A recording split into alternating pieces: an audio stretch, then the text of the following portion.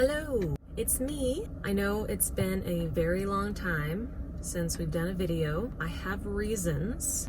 Life has just been very overwhelming and kind of depressing. I just have not been in the greatest of moods to make a video.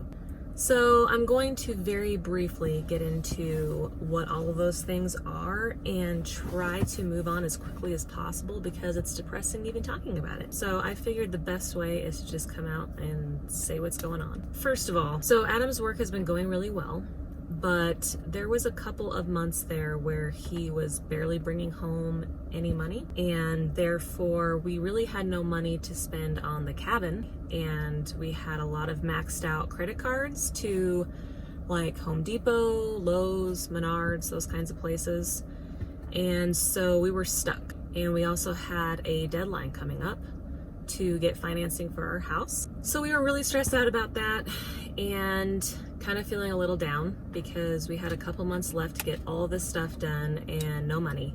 We were just kind of hanging on to faith that everything was going to be okay. Then on top of that, I am doing something a little crazy this year with school with the girls. I'm still homeschooling them, but I am doing electives in town. There are things that are important to me, like choir, band, orchestra, art, stuff like that. I am in town every single day taking them to those things. Basically what that looks like is we get down to town and I drop off Emma to orchestra, and then I go to the church where our homeschool stuff now lives, and Cora gets her cello because I try to avoid bringing that home, and then we go back to the school. Drop her off, pick up Emma, come back to the church. Emma and Sarah do school. Then I go back and I pick up Cora from school, take her back to the church. She practices her cello, does as much school as she can, and then anything we didn't finish, we pack up in the backpacks. And then we go back to school and I drop off Cora and Emma at art. And then I pick them up. Sometimes before I pick them up, I have to drop Sarah off at band.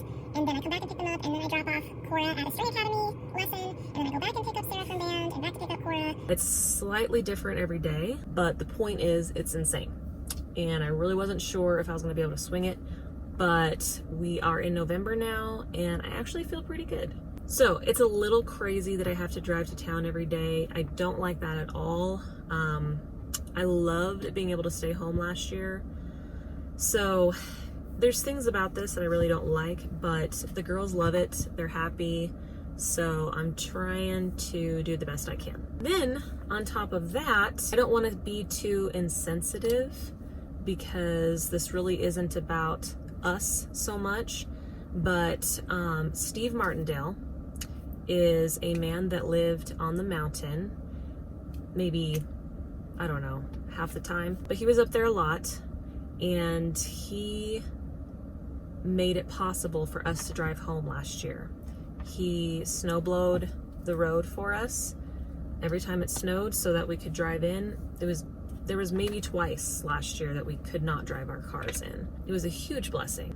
This man, Steve Martindale, passed away from COVID this summer. It came as a shock to a lot of people. It was very sad. A lot of people grieved his death.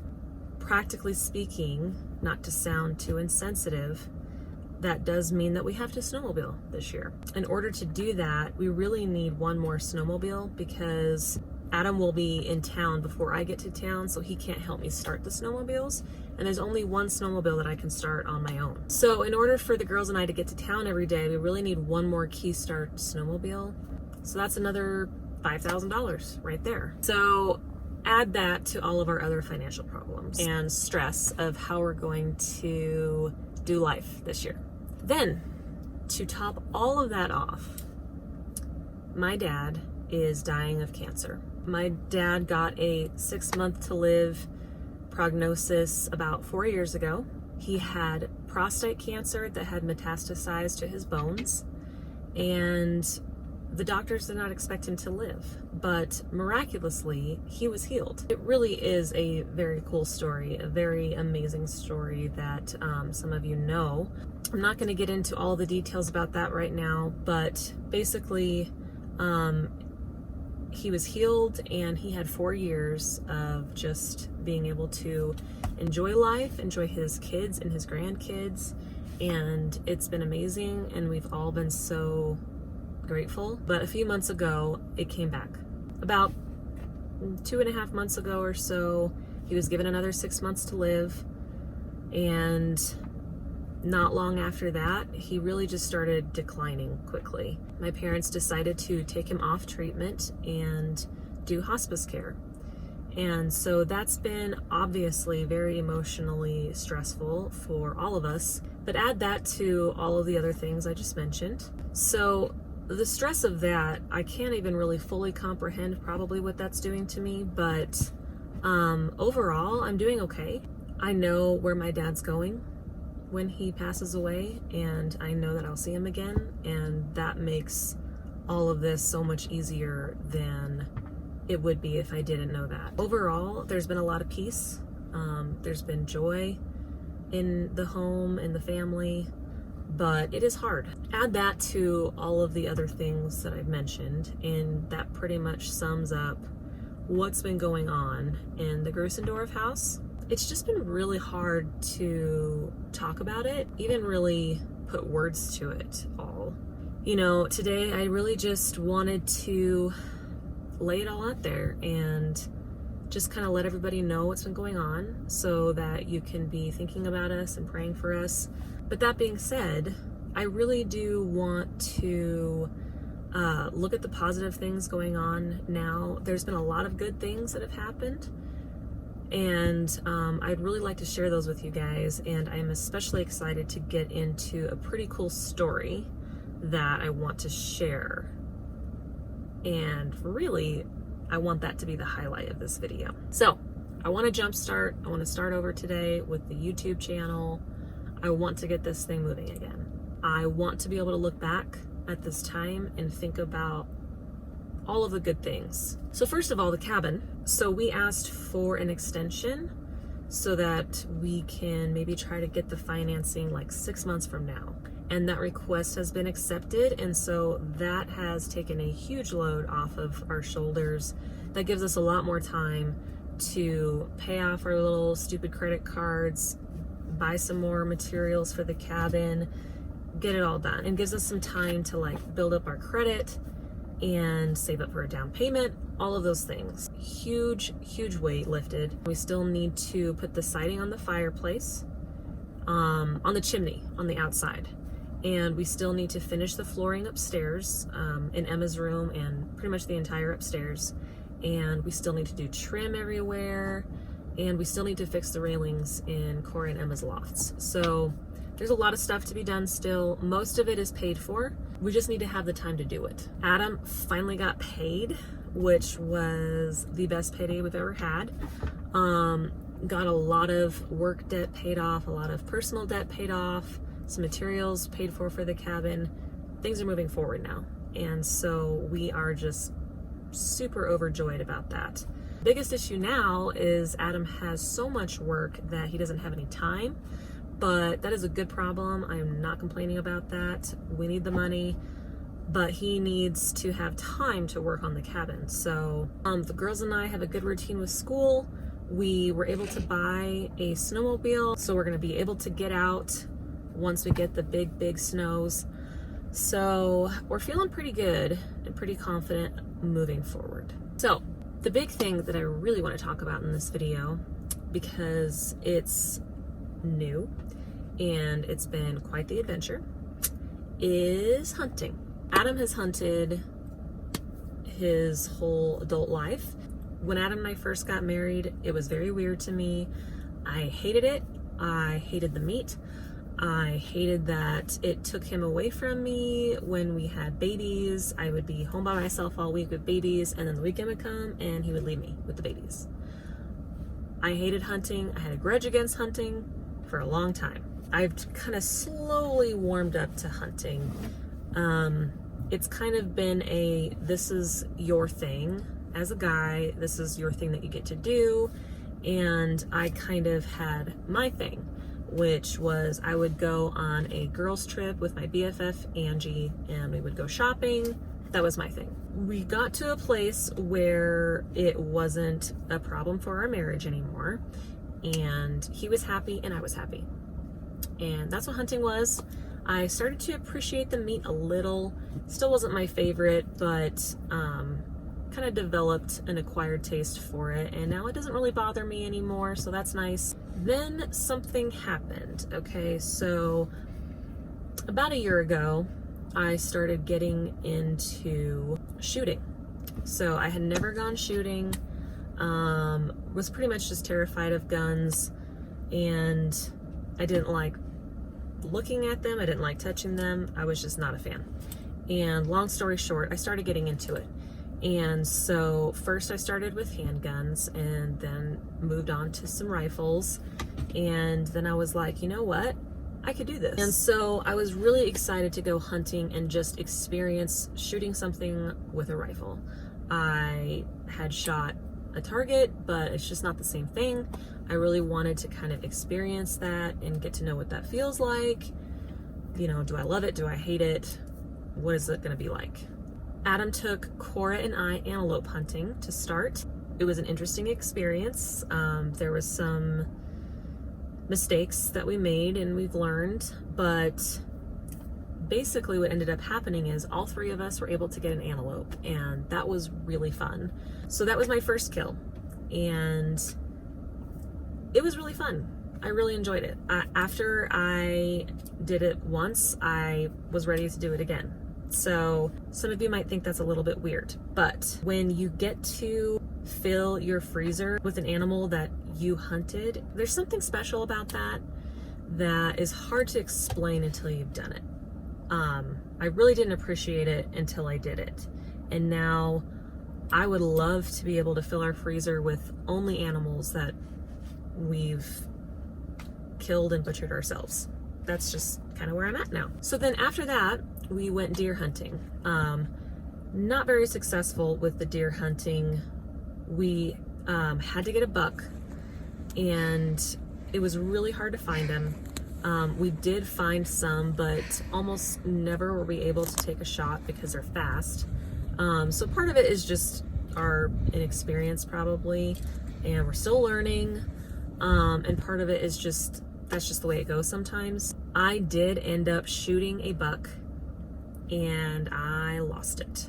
So that was really frustrating, sad, terrible thing to have to experience. But the more people I talk to, the more I find out that it does happen every once in a while, and it's a huge bummer.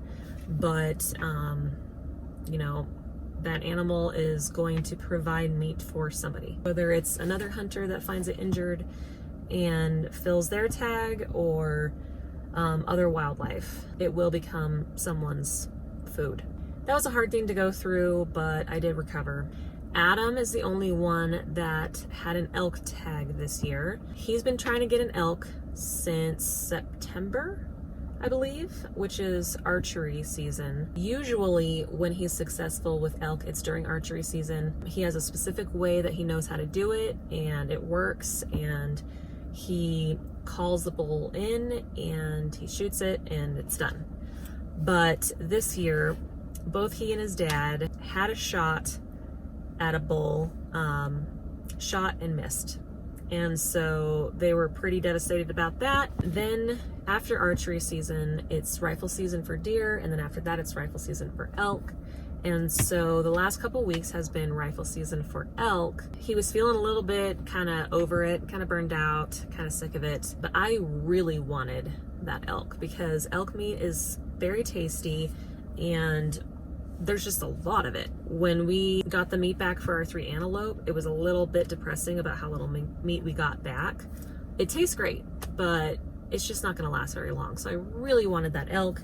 After watching all of the YouTube videos Adam and I have watched on hunting and all of the research that we've done and all the people that we've talked to, we knew that in order to get an elk, to really like almost guarantee that we get one, we knew that we had to go to the wilderness. In the wilderness, there's no motor vehicles allowed. So you can't take a side-by-side in there, nothing. You have to hike. And when you kill something, you have to pack it out yourself. It's a lot of work. The best way to do that is to have horses or llamas or something to carry your animal out for you. Obviously, Adam and I don't have that yet. And so you walk. And you're the pack animal. So we knew if we really wanted to get an elk, we knew where we needed to go, and we weren't 100% positive that we would be successful, but we knew it was our best chance. So this last Saturday, Adam and I got up, we went to the wilderness. I had bought myself a nice pack that's made for packing out meat. For some reason, when we were packing up our stuff to go, both of us were kind of in this weird mentality that we were probably going to fail. We really were only packing stuff for going out for like half a day, not seeing anything, and coming home. That was our first mistake. On the way there, I just have this feeling that we're going to get an elk, and it's just like, I can't shake this feeling. Sometimes that feeling is legit, sometimes it's not, but I just was like, it's happening. We are coming home with an elk today. And then I realized I didn't pack enough water, if that is the case. And then on the way there, Adam realized he forgot his frame pack. So he had brought his hunting pack that is not made for carrying out meat. And so we were both kind of like, okay, well, if we do get an animal, this could be interesting. So we get out there and we start hiking, and we climb the first ridge and we glass. So that is what you do with this kind of hunting. You glass, you check out every area that you can see if you see any herds moving. There's a couple things you can do. You can sit there and wait, or you can find another ridge and do it again. So that's what we did. And you have to understand that the terrain in this area is pretty difficult, particularly if you're not used to hiking. So there's a lot of down trees, there's a lot of marsh, there's streams you have to cross, a lot of potential for injury. Adam and I both made it home safe and no injuries, and so we are extremely grateful for that. But note to self, I should probably get some sort of wilderness first aid training, just in case. We get to the second ridge and we glass. We don't see anything, but then Adam hears a bugle. And so we know that there's a bull out there somewhere, and he glasses and he finds it. I don't know how he finds it. He's got like super laser hunting eyes when it comes to elk. And so he finds it like really far away, but he sees it, and he sees it as a bull. And so we were trying to decide what we should do. Should we go after it? And I said, maybe let's look and see if there's a herd nearby, because they're usually with the herd. And so we glass, we don't see anything. And then I see with my naked eye, I see like these little tan things just kind of like moving through the trees. And so I get the binoculars and I look, and sure enough, there's a herd. And so we get really excited. What we've learned from these videos that we've been watching is the best thing you can do is try to cut them off somehow. And so you see where they're moving and you try to like get around them, cut them off somehow. So we start to do that. We're like running through the mountains, running over the hills, and we get to where we think maybe we might have caught them. And we don't see anything. We glass, we don't see anything. So we're a little worried that either we're too late or they changed direction or something. So we just kind of keep going. We find two other hunters that are looking at something off in the distance, and we're worried that's probably the herd. We're too late now. There's other hunters there. And then we kind of go like off in a different direction, sit down, eat lunch. Sure enough, we find like fresh tracks all over the place. So we're pretty sure we know where they went, and they went off, and we kind of missed them. So we just kind of sit and eat lunch. After we eat lunch, we decide, at this point, it's like 11:30, so we've been out for probably 4 hours at this point.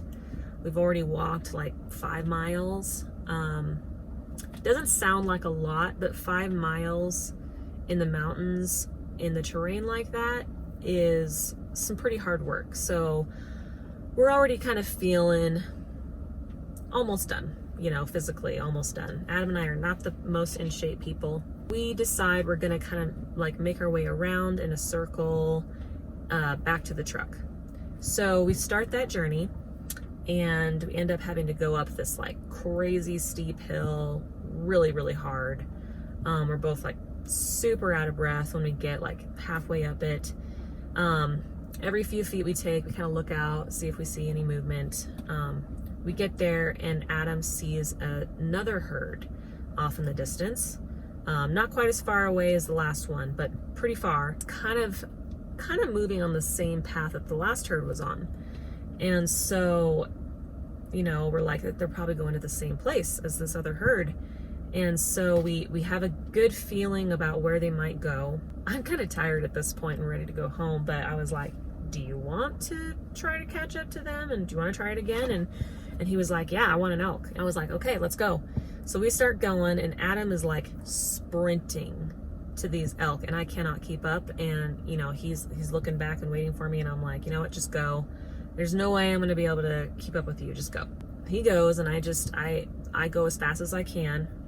And it's not long before, I mean, you should see this guy. He's like hopping over the hills like a gazelle. He's so fast. And so I'm like, I try to keep up. Eventually I end up just I see his orange. That's like the only indicator of where to find him. I see his orange vest and hat moving farther and farther and farther away. And he starts crossing. He's like over like a second ridge, like way past me. And so I just decide, you know what? I'm just gonna sit here because I'm gonna get lost. So I stay where I'm at, and I just sit and I wait, and I figure, you know, he'll go and try to meet up with them. Either he's successful or he's not, and he comes back and he finds me. So I sit there for some time, eat a snack, and I hear a shot, and I'm like, oh my gosh, he found them. And I'm like, really praying that he didn't take a shot that he shouldn't have taken, because sometimes when you're desperate and you just want something so bad, you take a shot that isn't really for you. We didn't have cell phone service. We couldn't communicate. Every once in a while we could get some signal. So after the shot, I decide, okay, I'm going to just start walking in that direction and see if I can find him. So I start walking. I have to cross this meadow, very marshy, start walking up this ridge, and I get kind of to where I think the top of this ridge is, and it's really not the top, and there's like a whole lot of area that he could have gone. So then I start to panic because we don't have walkie-talkies, we don't have good cell service. Let's just say God was looking out for us. I get a text from him like halfway up this ridge that he got a bull, and I was like, holy crap. And so I know that he's there somewhere.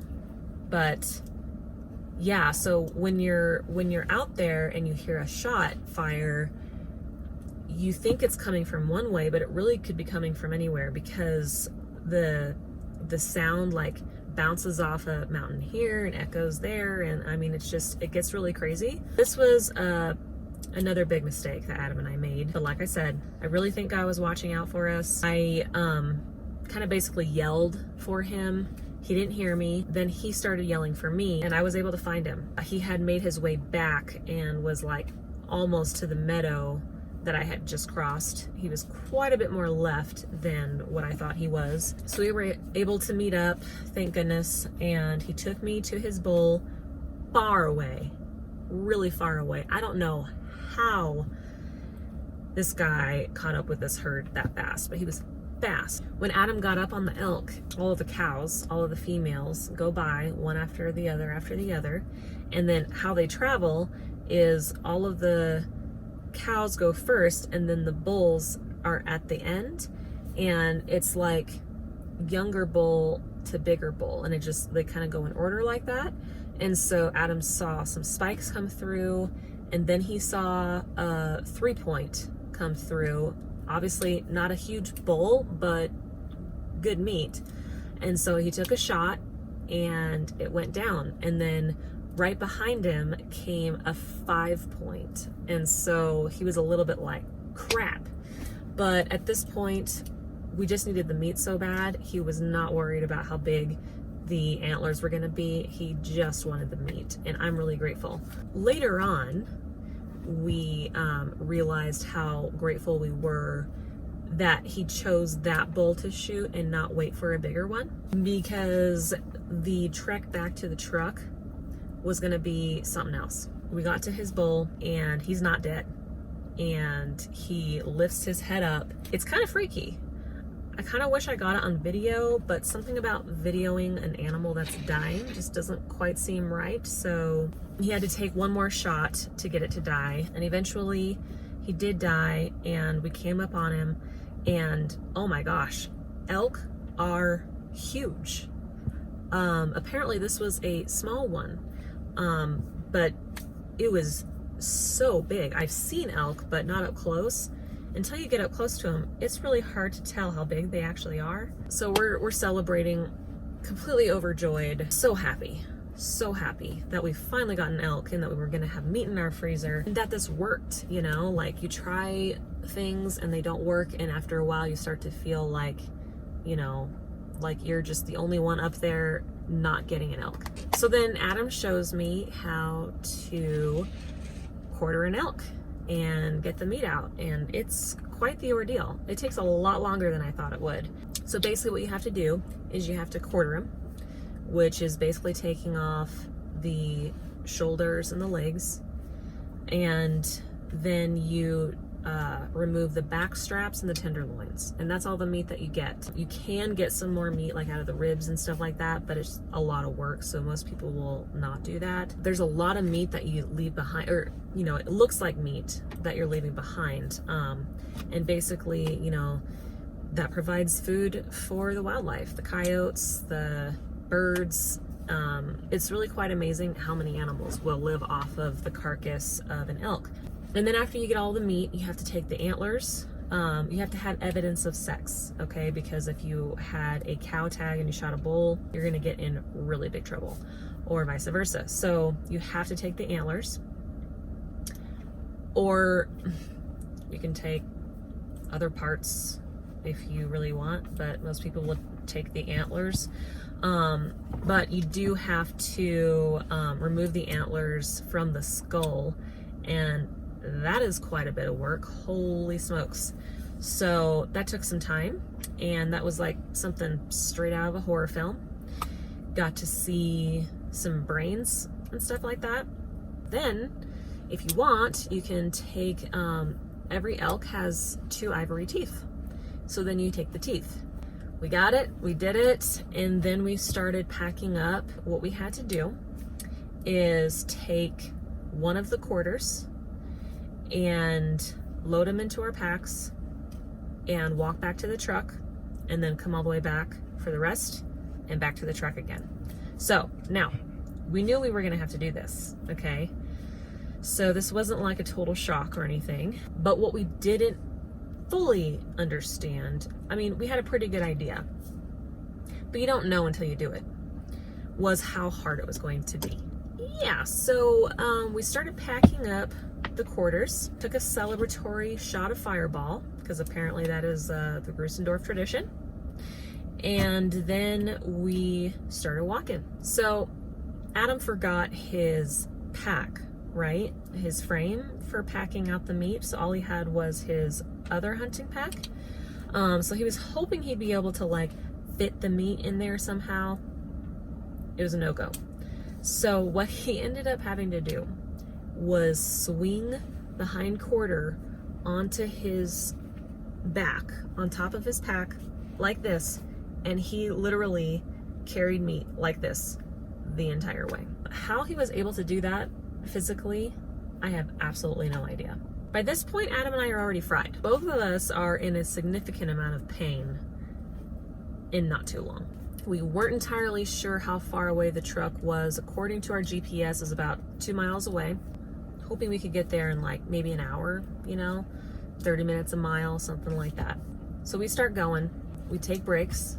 I'm feeling a little bit of discouragement at this point because this is physically probably the hardest thing I've ever done, other than climbing Kilimanjaro and childbirth. We get to probably 3/4 of the way there, and you have to understand, we are walking over Lots of dead down trees, burnt stuff. There's a lot of mud that, like, with the ash from the burned stuff is very slick. Adam and I almost fell multiple times. Once again, God was looking out for us and we had no injuries. Had to walk through a lot of marsh, crossed some streams with meat on our backs. The last hill to get to the truck is crazy steep, okay, with snow, and I mean, it's just crazy. At this point, both Adam and I start to go a little bit insane, but you just kind of have to keep putting one foot in front of the other and not try to think about it too hard, and stop when you have to catch your breath. We get to the top of the hill and the road is there, but not the truck yet. And so we set the meat down and Adam goes the rest of the way to get the truck, comes back to get me. We put the meat in the back of the truck and we unload our packs as much as we can. We start walking again, back to the second half of the meet. At this point, I want to cry. At this point, we're in a lot of pain, Even with an empty pack, it was hard to walk that distance. We actually had to take multiple breaks, even without the meat in our packs, to get back to it because we were so exhausted. But we get to the meat again and we sit and we take a break, painfully put the rest of the meat in our packs and put the packs on. I'm just trying not to panic at this point, okay? We start walking. Strangely, my pack feels a lot lighter this time than the first time. So I don't know if just the amount of stuff that I had in my pack was really making that much of a difference, or if we just got a second wind or what, but both Adam and I were like, let's do this thing. We get to kind of our first break point, which is the first meadow. Pretty much from that point on, it's dark, like pitch black dark. We did have one headlamp, and we did have our GPS. Without both of those things, Adam and I could very well still be in that wilderness. I've taken lots of notes on all of the mistakes that we've made on this adventure, and one of them is not having like a compass or something to help us with direction, because if Adam's phone had died, we would have been done. We're so anxious to get to the truck and get home that it just keeps driving us forward. We get to that last hill where it's steep up. At one point I look back and Adam looks like he's gonna throw up. He just kept throwing that meat on his shoulder and we just kept going.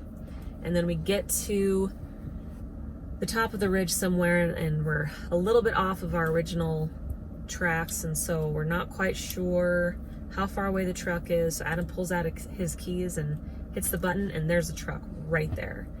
So we both were just like screaming with joy. We put the meat in the truck, get in the truck, and I almost burst into tears of just pure happiness that we made it. I honestly was just a little bit shocked and so proud of us for what we did. I didn't know that was physically possible. So it was amazing. Yeah, so that is pretty much the story with how we got our elk. We're super excited to have meat in our freezer. Right now, the elk meat is hanging up in our shop. We're hoping to start processing it tonight, and we're gonna just do it every night until it's done. And that is a whole nother thing that we're going to learn. If your stomach can handle it, I will show you that adventure. I'm really excited to do it. I'm excited to learn how to do it. So excited to have the meat in the freezer. So for those of you who don't have experience with this whole hunting meat processing thing, you might find this interesting, or you might be incredibly disturbed and want to unsubscribe from our channel.